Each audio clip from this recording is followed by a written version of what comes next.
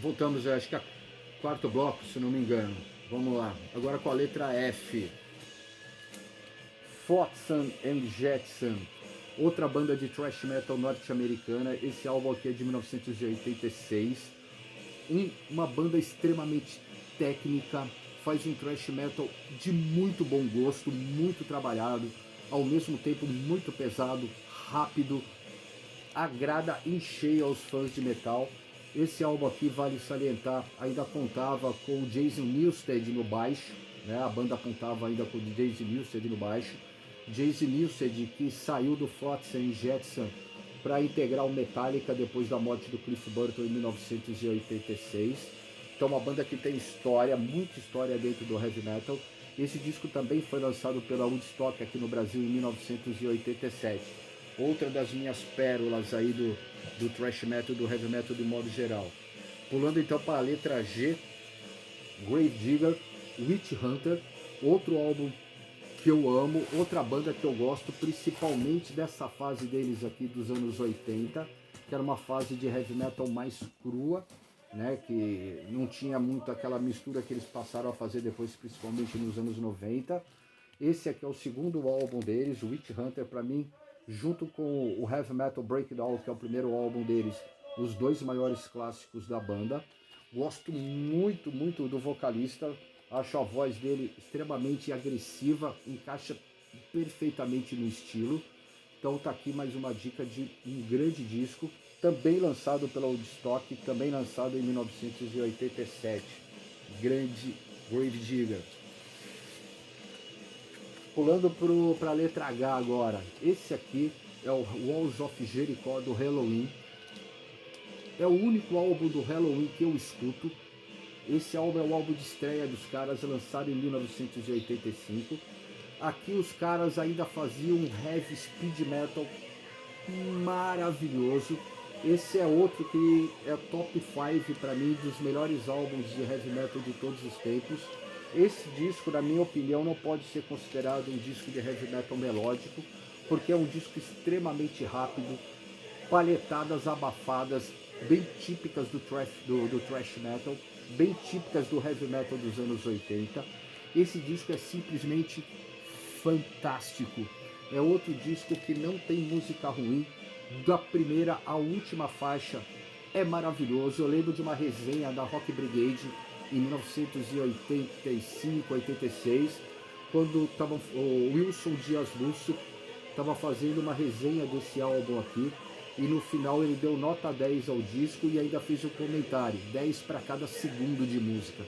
E eu concordo extremamente com ele. Aliás, eu procurei muito o Wilson Dias Lúcio, para tentar contato com ele, nunca mais eu encontrei, não sei nem se está vivo. Uma vez eu conversei com o Eduardo Bonadia, da Brigade, ele havia me dito que ele estava morando em Perdões, uma cidade aqui no interior de São Paulo, próximo a Sorocaba, mas não sei. Wilson, se um dia você vê isso, cara, puta, tenta entrar em contato comigo, irmão.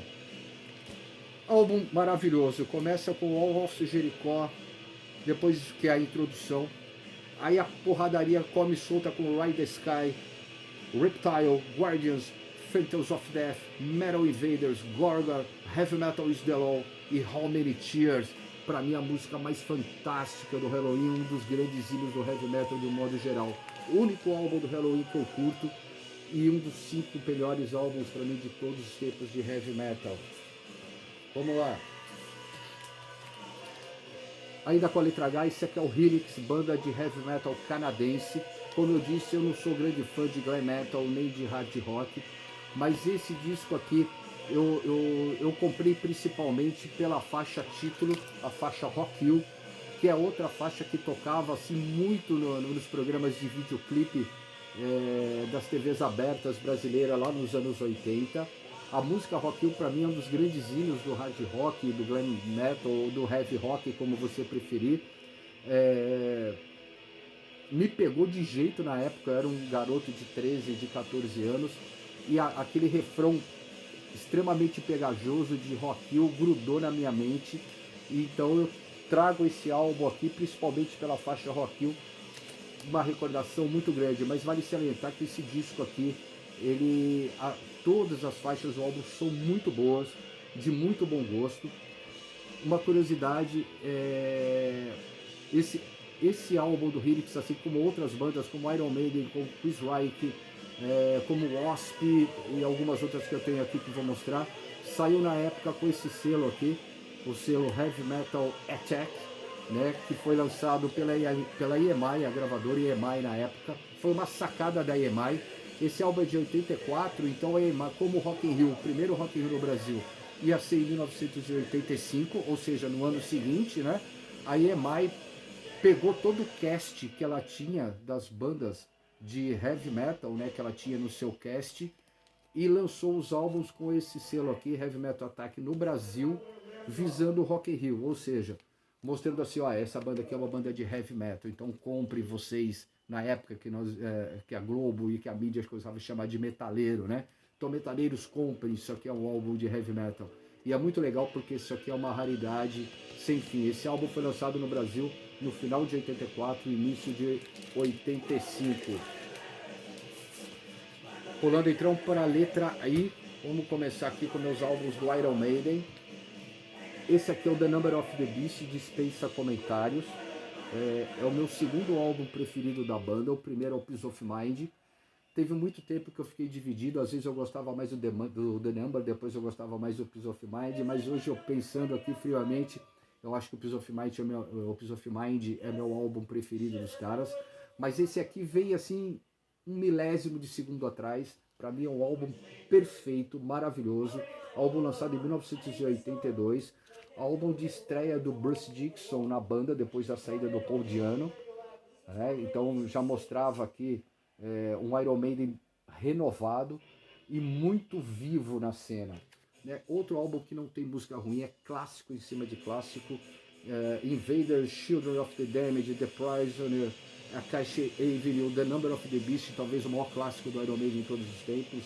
Run to the Hills, Gangrene, Hello Be Thy Name, ou talvez seja Hello Be Thy Name o maior clássico do Iron Maiden. Fantástico, indispensável para qualquer fã de metal aí, qualquer headbanger.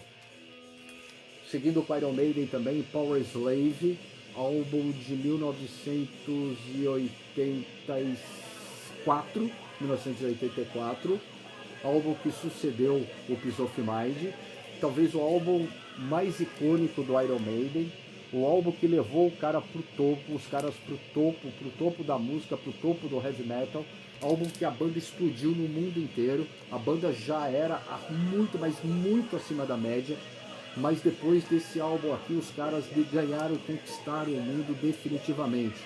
Esse também é um dos meus álbuns preferidos do Maiden e um dos meus álbuns preferidos de heavy metal também em todos os tempos. Seguindo ainda o Iron Maiden, Summer in Time, lançado em 1986, álbum que sucedeu o Power Slave.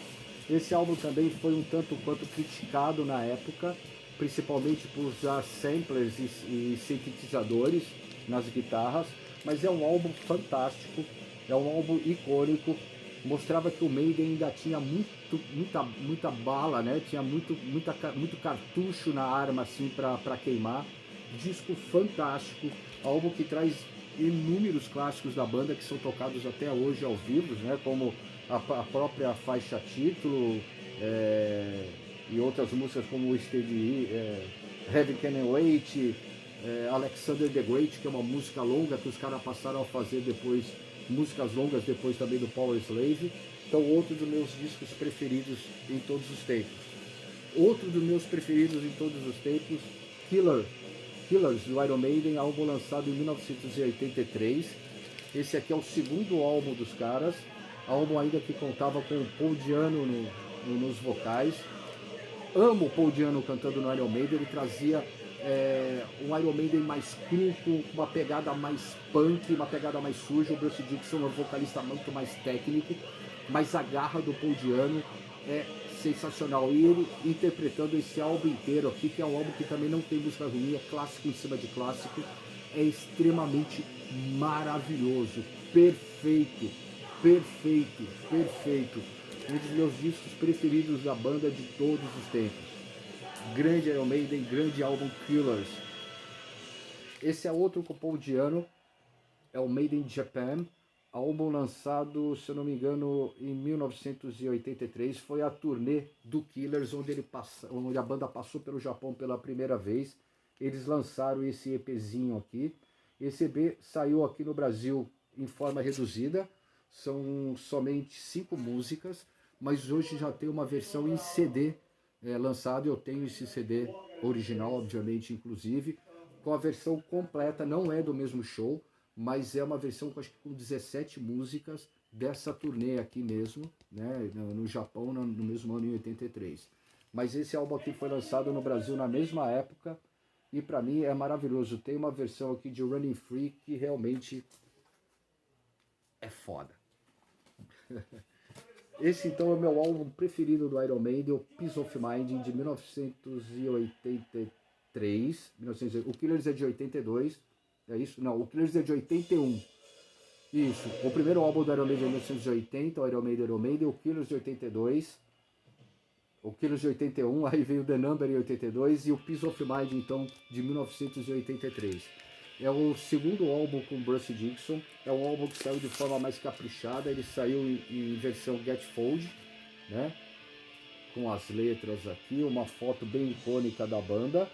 Esse álbum aqui é o meu, como eu disse quando eu estava falando aqui do The Number, é o meu álbum preferido do Maiden em todos os tempos. É outro que não existe música ruim, do início ao fim, é clássico em cima de clássico. Então aqui Where It Goes There, que já abre de uma maneira absurda a moça. Vale salientar também que é o álbum de estreia do Nick McBrain na banda, né? O Clive Burr havia saído depois do The Number e o Nick McBrain assumiu aqui. E logo na primeira faixa, o Where It Goes There, ele já mostra porque veio. Apesar de eu preferir o Clive Burr, particularmente eu prefiro o Clive Burr como baterista, mas na primeira faixa desse álbum aqui, o Where It Goes There, ele já mostra porque veio, que já entra com uma introdução de bateria absurda. Então os clássicos estão todos aqui, o Where It Goes There, Revelations, Flight of Icarus, Die If Your Butts On, The Troopers, To Life, Quest for Fire, Sonic Steel e fecha o álbum com To Time a Land. Fantástico, maravilhoso. Pausa para o próximo bloco.